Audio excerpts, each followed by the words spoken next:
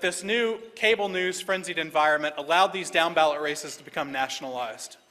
People lost focus on the issues in their daily lives. And we all know that the state legislature affects your life on 90% of the issues, drastically more than anything that Congress does.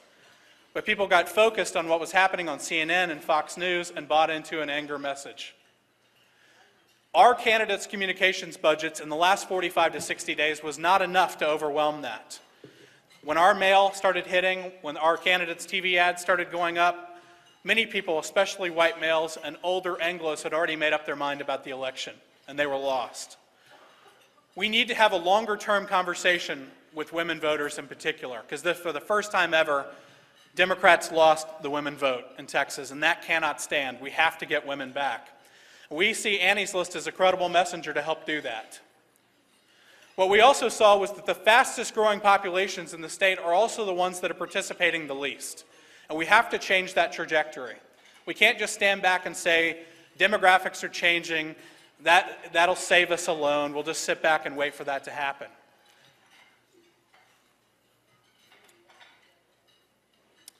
That's why Annie's List has made some big decisions about the future of the organization and are embarking on a strategic expansion that will meet those challenges and opportunities head on. And we're really excited about that. So we wanted to give you a preview of that today. This strategic expansion is not in lieu of the partisan work that we do very well already. In fact, we think we have a formula for success that works.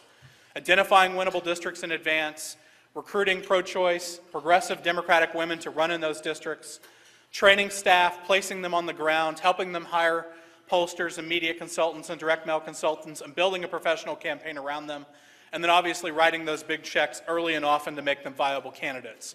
That's a partisan formula that works, but it's not enough, and that's why we're embarking on several other additions to our mission.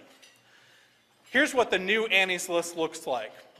We are no longer just a political action committee. Annie's List has filed a 501c3 organization called the Annie's List Education Fund, and a 501c4 organization called the Advocacy Fund that will complement the partisan work that we do now in that it allows women to have their voices heard all the way from the ballot box, then onto the halls of power. The Annie's List Education Fund is what we're working on right now in the off year on some very exciting research. This is high-level attitudinal research of women that are currently underrepresented in the electorate. Here's some interesting statistics for you. In the last decade, 89% of the growth in this state is made up of people of color, people 18 to 24, and unmarried women. If you look at the last 2 years alone, they account for 95% of the growth. That's the future of Texas. That's where we have to be. We have to figure out how to move women inside that key, what we call the rising Texas electorate. How to move them from zero participation to some participation. Because we know that voting is a habit-forming behavior. If someone has voted once, they are exponentially more likely to vote again. So how do we reach out to them? What barriers exist? Are they cultural? Are they institutional? Are they self-imposed, attitudinal? We've hired a woman named Anna Greenberg out of Washington, D.C., who's an expert on looking at women voters, as well as another pollster out of Los Angeles named Andre Pineda, and put them together in a team.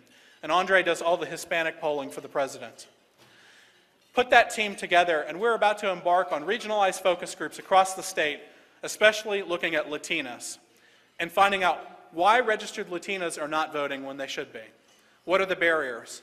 Those focus groups will then inform a large statewide poll, using the language that we've culled out of the focus groups in order to determine statewide, are those attitudinal patterns that have been identified in the focus group apply to Latinas across the state? How are Latinas different in Dallas from Houston to the Rio Grande Valley? How are second, third, fourth, fifth generation Latinas different from each other? African Americans, Asian Americans as well. Obviously the large group that's growing in the state at a fast rate though, being the Hispanic population. We're really excited about this research because we know that if we can then figure out how to communicate with people to encourage them to participate in the process, we can use the C3, the tax-exempt dollars, to then communicate with them about the importance of voting using mail and social media and television. Obviously, that feeds into the bigger pipeline of the Annie's List mission of getting women involved in the process. Here's an interesting thing for you when talking about unmarried women. Oftentimes I'm asked, why unmarried women? Why would that matter? Here's a graphical representation of the 2010 election and how marriage is actually a stronger predictor of your behavior than your race in many instances. Unmarried women in the 2010 election were 30 points more likely to vote for the Democrat running for the House or the Senate. Whereas unmarried women, their unmarried women counterpart of the same age, were much more likely to vote against us. It is a strong predictor of behavior. That's why we're going to focus a lot of the research on unmarried women. The Annie's List Advocacy Fund can be more partisan. It'll be a little more politically active organization and will operate closer to the election. The purpose of the Advocacy Fund will be to study the gender gap, focus on married women, especially Anglo women, and try to get them to come back home and cross over to vote for Democratic or progressive women candidates based on progressive issues like reproductive health. We know that when women hear the issues, when they understand what's at stake and they've been given the information, that they overwhelmingly will vote for the candidates that represent their values and priorities. But again, it has to be a longer-term conversation than the last 45 days of the election.